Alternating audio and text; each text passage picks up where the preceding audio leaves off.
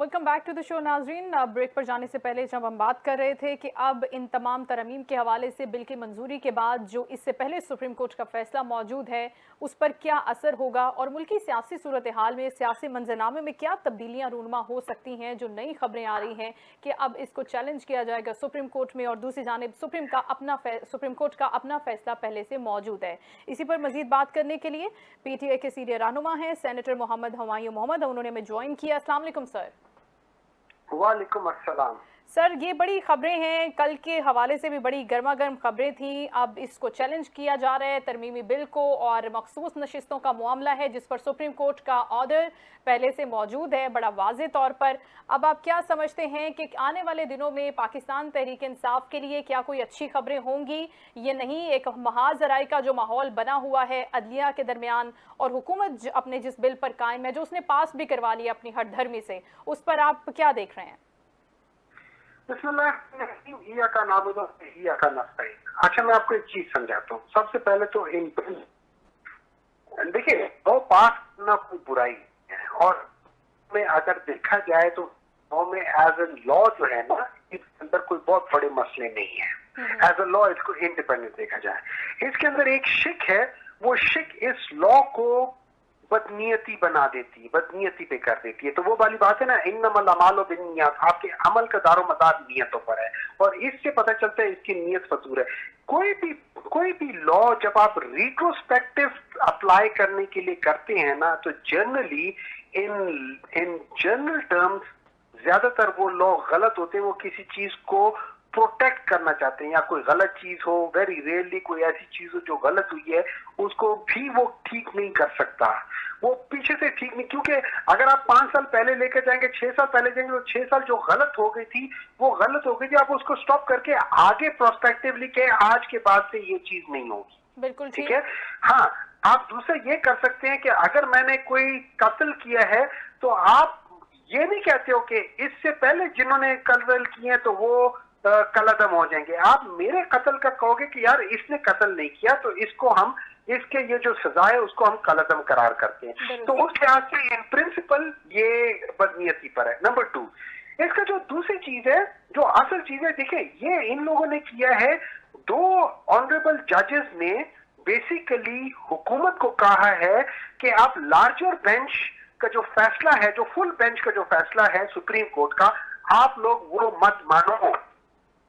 इससे बड़ा जो टेररिज्म है अगेंस्ट जस्टिस सिस्टम आज तक कभी नहीं देखा कि 2 जज आउट ऑफ 13 ये कह रहे हैं कि आप लोग जो बेंच की जो डिसीजन है वो मत मानो। इससे मैं समझता हूं इन दोनों जजेस के ऊपर थोड़ा सा इनको कुरेदना पड़ेगा और इनको देखना पड़ेगा कि इन्होंने ये जो बात कही है क्या वो उस जिम्मे में आता है कि जिसमें कोड ऑफ कॉन्डक्ट के ऊपर सवाल किया जा सकता है। How can they ask? ठीक है ना, वो कैसे कह सकते हैं कि आप लोगों ने ये लिखा नहीं है, क्या उन्होंने? अच्छा, तीसरी बात आ जाती है। देखिए, अब बात आ जाती है ये कर क्या रहे हैं। ये बेसिकली एक जजमेंट है सुप्रीम कोर्ट की, उस सुप्रीम कोर्ट की जजमेंट को ये बाईपास करना चाहते हैं कि हम अपना गलत काम उसके थ्रू करवा ले। तो अगेन, अगर आपने ये सब कुछ करना है तो फिर why do we need to have a supreme court? हम सुप्रीम कोर्ट रखे क्यों? हम इस किस्म की चीजें करें क्यों? हम देखिए, आपके मेरे दरमियान में डिस्प्यूट होगा, हम सुप्रीम कोर्ट जाएंगे। अब अगर मैं ताकतवर हूं, सुप्रीम कोर्ट ने आपके हिस्से में वो डिसीजन दे दिया है कि आपके हक में दे दिया है, ताकि पूरा लॉ ही बदल रहा हूं कि यार आपको आपका हक ना मिले। क्या ये हम लोग, क्या एज अ पार्लियामेंटेरियन हम इतने गिर गए हैं कि हम गलत लॉज बनाना शुरू कर रहे हैं कि हम सुप्रीम कोर्ट को तो कुछ नहीं कर सकते क्योंकि सुप्रीम कोर्ट का डिसीजन जो है वो उसने हमारे खिलाफ कर दिया, तो हम एज अ लॉ मेकर हम ऐसे लॉज बनाना चाहेंगे कि जो सुप्रीम को नल एंड वॉइड कर दे। इससे काम क्या हो सकता है? तो ये जो सुप्रीम कोर्ट और पार्लियामेंट की जो रस्साकशी है, आपको नहीं लगता है कि ये बड़ी डेंजरस हो जाएगी आने वाले दिनों में, अगर हम अपने फायदे के लिए, अपने आप को बचाने के लिए, अपने सेल्फ डिफेंस में इन टूल्स को इस्तेमाल करना शुरू कर देंगे? अच्छा, अगर आप मुझसे पूछे ना, तो जो ट्राइकोटमी ऑफ पावर्स है, या जिसको हम कहते हैं, जो जब हम साइन करते हैं तो स्टेट डिफाइन होता है कि 3 इदारे ऐसे हैं जो स्टेट को रिप्रेजेंट करते हैं। एक पार्लियामेंट जिसमें अपर एंड लोअर हाउसेज होती है, एक जुडिशरी जिसमें सुप्रीम कोर्ट और हाई कोर्ट होती है, और एक गवर्नमेंट जो एक्टिव होती है। और गवर्नमेंट के फिर मुख्तलिफ इदारे होते हैं, जैसे ब्यूरोक्रेसी हो गई, जैसे मिलिट्री हो गई, जैसे और चीजें हो गई। ये फिर गवर्नमेंट के अंदर मुख्तलिफ किस्म के महकमे होते हैं। ठीक है, अब अगर आप ये याद रखें कि इस वक्त जो है ना, जब हम की बात करते हैं, ये 9 मई से ज्यादा बड़ा अटैक है on the supremacy of the state.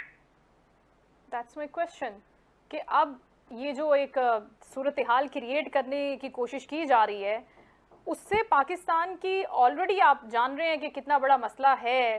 ठीक है, इकोनॉमिकली हम लड़ रहे हैं, सियासी महाज पे हमारे बड़े मसाइल चल रहे हैं। हम बैरूनी दुनिया को क्या मैसेज दे रहे हैं कि अब हमारा मुस्तकबिल क्या होगा, बैनुल-अक़वामी जो पाकिस्तान की साख है उस पर क्या असर पड़ेगा। हम इन सब चीज़ों को माइनस करके सिर्फ एक 1 पॉइंट एजेंडा के ऊपर इस वक्त जंग लड़ रहे हैं और अपने ही लोगों को कॉम्प्रोमाइज कर रहे हैं। That's why. देखिए इस तरह है, बाहर की दुनिया को पता है कि पाकिस्तान कैसा है, को पता है कि पाकिस्तान के अंदर जो लोग आते हैं, जो लोग आते रहे हैं 1985 ऑनवर्ड्स, वो लोग पाकिस्तान के फैसले नहीं करते। उनको थोड़े से पैसे दे दो तो वो कोई भी फैसला आपके लिए कर लेंगे। और उसकी जिंदा मिसाल जो है ना, तो आपके IPPs हैं जो आज भी हमें चुभ रहे हैं। और ये फैसले क्या है कि बाकी मुल्कों में जो डील की, क्योंकि बिजली का बहरान तो बहुत जगहों पे था, ठीक है, बांग्लादेश, तो जब वहां पे IPPs वाले गए, उन्होंने कहा कि जी हम 8 अरब डॉलर की इन्वेस्टमेंट करेंगे और हम यहाँ पे मिसाल के तौर पे 650 मेगावाट का यूनिट लगाएंगे। उन्होंने कहा लगाओ, उन्होंने कहा इससे क्या हो गया, उन्होंने कहा कि हम 4 सेंट पे आपको बिजली देंगे। उन्होंने कहा ठीक है दे दो, 4 सेंट पे कर दो। अब उसके बाद उन्होंने कोई कैपेसिटी पेमेंट्स की बात नहीं की, ठीक है, उन्होंने उनको रीअश्योर किया होगा, कोई प्रॉफिट किया होगा, कैपेसिटी पेमेंट सच नहीं होगी कि आप कुछ भी ना प्रोड्यूस करो हम तब भी आपको पैसे देंगे। उन्होंने कुछ उनको थोड़ा बहुत जरूर कहीं ना कहीं जरूर होता है, लेकिन इस किस्म की नहीं होगा। अच्छा, पाकिस्तान में क्या हुआ उन्हीं दिनों में, का टाइम है, पाकिस्तान में क्या हुआ, बंदे ने कहा कि मैं 8 अरब का कहूंगा, मैं मिसरा दे, इन्होंने कहा कि आप 1.8 बिलियन करो, आप 18 बिलियन कर लो, 8 की बजाय 18 कर लो, बस उससे डबल खर्चा कर लो। तो उसने कहा कि उन्होंने कहा यार कोई बात नहीं, तुम क्या दो, मतलब अपना एग्जेजरेट करो। नंबर 2, उन्होंने कहा तुम 4 सेंट नहीं, मैं तो 14 सेंट को। आप सोचिए, आप 14 सेंट कहां, 4 सेंट कहां 14 सेंट, मीन 60 to 70% इन्फ्लेट कर लो। मैं मिसाल देता हूं कि अगर वो 70% इन्फ्लेशन ना होती इन टर्म्स ऑफ 4 सेंट ही होता, तो आज तो 70 रुपए, सब बावजूद 70 रुपए बिजली हम बेच रहे हैं, वो 70 की बजाय 30 रुपए की होती आज के दिन में। बिल्कुल ठीक, ठीक है। सो ये इन लोगों ने बदनीयतियों के ऊपर प्रेस। अच्छा, फिर डिसीजन क्या किया है, अगर आप देख लें कैपेसिटी पेमेंट की हिस्ट्री देख लें, कैपेसिटी जो सबसे ज्यादा जो एकदम स्टीप प्राइस हुआ है वो पाकिस्तान मुस्लिम लीग नून के टाइम पे हुआ है। क्यों, उससे पहले आप देखें कोई 10 साल तक 8, 9, 10 तक ये 150 और 200 बिलियन के दरमियान में रहता था। उसके बाद पाकिस्तान मुस्लिम लीग नून 2013 में आ गई, उन्होंने इंपोर्टेड कोल के, इंपोर्टेड गैस के वो लगाए हैं इन इस पे कि यहाँ पे हम लोड शेडिंग किया, उन्होंने पूरे मार दिया।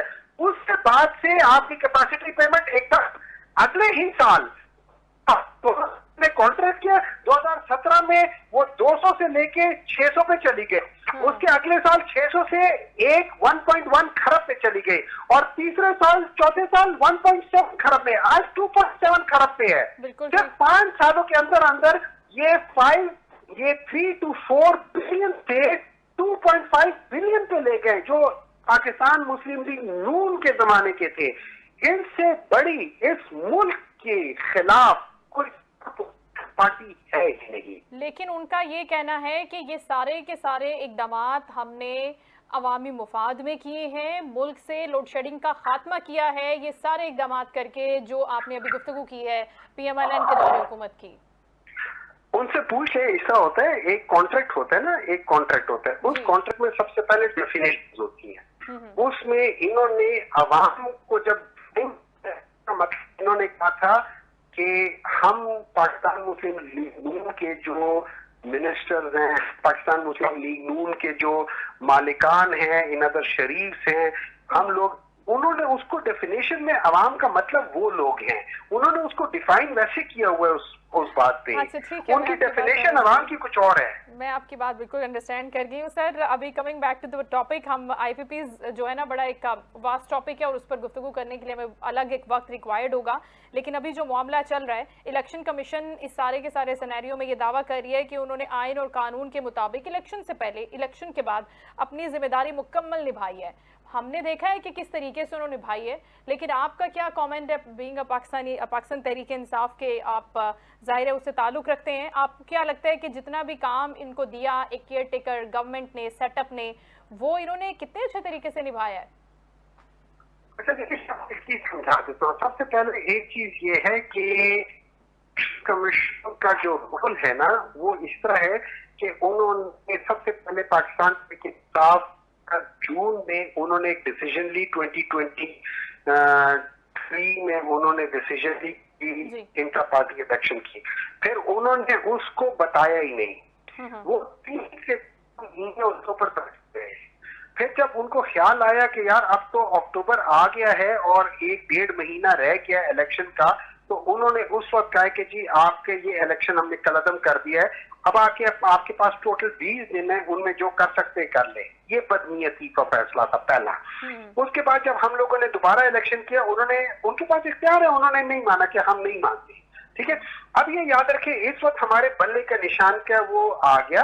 अब यहाँ पे 2 पॉलिटिकल पार्टी थी जिनका एक किस्म का मसला था, जो कि इलेक्शन का मसला था कि इंटर पार्टी इलेक्शन सही नहीं हुए थे। एक पाकिस्तान तहरीक इंसाफ और दूसरा जो था अवामी नेशनल पार्टी ANP, इन दोनों का था। उन्होंने ANP के ऊपर उन्होंने कहा कि इसको फाइन कर दो 20 लाख रुपए, और पाकिस्तान तहरीक इंसाफ को क्योंकि इनको हमने खत्म कर दिया, और उन्होंने क्या किया, हमारा केस भेज दिया हमें। चीफ जस्टिस साहब माशाल्लाह नजर बदूर, उन्होंने हमसे बल्ले का निशान ले लिया। उन्होंने ANP को कुछ नहीं किया, उन्होंने हमसे बल्ले का निशान ले लिया। अब गेम यहाँ से स्टार्ट होती है। देखिए, ये सारा वो टाइम था कि जिसमें अगर आप इलेक्शन एक्ट देखें, उसमें आर्टिकल 57 के लिहाज से एक कैंडिडेट जो होता है वो अपने पार्टी को नॉमिनेशन भेज, पार्टी उसको सिलेक्ट करती है, पार्टी उसको आर्टिकल 66 के तहत एक सर्टिफिकेट देती है, वो जाके ये सर्टिफिकेट जमा कराता है, और उसके बाद इलेक्शन जो इलेक्शन कमीशन है वो उसको सिंबल देता है कि यह तुम्हारा ये सिंबल है। बिल्कुल ठीक। अब इसमें तो आप पाकिस्तान इंसाफ को यहाँ पे इलेक्शन कमीशन ने कह दिया कि जी अब पाकिस्तान के Insaf as a party cease to exist, और उनके जितने भी कैंडिडेट्स थे उनको कह दिया कि नहीं जी आप इंडिपेंडेंट होंगे। लेकिन इंडिपेंडेंट होने के बाद पाकिस्तान के इंसाफ के कैंडिडेट जो था ना वो वो सब पार्टी का जो टिकट होता है, लेकिन उन्होंने ये किया हुआ, बाज लोगों ने 39 ऐसे RO थे जिन्होंने वो इंडिपेंडेंट कैंडिडेट क्लियर जरूर किया, फिर उन्होंने वो फॉर्म अपने पास रख लिए जो पार्टी टिकट था, वो 2-2, 3-3 पार्टियों के जमा से उन्होंने रख लिया था, उन्होंने जमा कर दिया, उन्होंने बाकी कुछ नहीं किया। लेकिन ये 41 ऐसे RO थे कि जिन्होंने कहा हम आपके ये फॉर्म 41 हम फॉर्म जो है ना, सॉरी ये क्या कह सकते हैं उसे, पार्टी टिकट जो है ना, जो कि आर्टिकल 66 के लिहाज से हम वो बीच में जमा ही नहीं कराएंगे आपके उसमें, और उन्होंने उनको आजाद डिक्लेयर किया। अब ये याद रखें, जो सुप्रीम कोर्ट है उसने इस फैसले को कलअदम कर दिया, उसने इस फैसले को सेट असाइड कर दिया। इवन चीफ जस्टिस साहब ने भी कहा कि यार मेरे फैसले का ये मतलब हरगिज नहीं था कि Pakistan Tehreek Insaf has ceased to exist as a political party. तो आप ये कहना चाह रहे हैं कि ये फैसला अज खुद अखज़ किया फैसले से इलेक्शन कमीशन ने? यस, इलेक्शन कमीशन ने बदनीयती के ऊपर इस फैसले से ये आगाज क्या मुझे नहीं पता इसके अंत मिली मदद, लेकिन मैं ये कह सकता हूँ, मैं ये कह सकता हूँ कि इस फैसले से उन्होंने ये अखज़ किया, उनका पहले से प्लान था कि हम तहरीके इंसाफ को एज अ पॉलिटिकल पार्टी मानने से इनकार कर देंगे और आगे चलेंगे। अब जब वो चीज, ये याद रखें, जब कोई फैसला कलअदम हो जाए तो आप उस, अच्छा जो ये जो बात करते हैं ना आर्टिकल 51 की और आर्टिकल 106 की, ठीक है, इन दोनों का जो प्रोविजन है वो आपको कहता है कि जब इलेक्शंस हो जाएं, उस इलेक्शंस के बाद एक आजाद हैसियत वाला जो भी कैंडिडेट है वो किसी भी पॉलिटिकल पार्टी ज्वाइन करता है, ठीक है। अब जब सुप्रीम कोर्ट ने आपका जो फैसला ही कलअदम कर दिया तो फिर इसका मतलब है आप उस फैसले से पीछे चले जाते हो। अच्छा, इसकी मिसाल मिलती है आज वो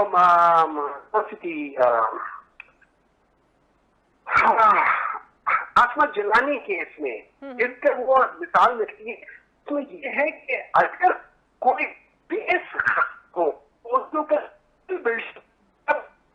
अगर कोई गलत है तो उस से जितने भी डिसीजंस हुए थे उन सारों को कलअदम करा दिया और आप उससे पहले वाली पोजीशन पे चले जाते हो। तो जब हम पहली वाली पोजीशन पे जाते हैं, इस जजमेंट से पहले जो 13 जनवरी को हुई थी, इलेक्शन तो 8 फरवरी को हुआ था ना, तो हम 13 जनवरी से जब पहली पोजीशन में जाते हैं तो हम उधर आ जाते हैं जहां हर कैंडिडेट को एक मौका मिलता है कि वो अपनी एफिलिएशन दोबारा प्रूव करे। 39 की प्रूफ ऑलरेडी है, उनके फॉर्म्स में है, बाकी रह गया 41। उनसे कहा कि आप बताओ, आप आजाद ही खड़े हुए थे या आप किसी पॉलिटिकल पार्टी के थे, लेकिन आपको बजोर डिसीजन आपको आजाद करार दिया था। That is the question.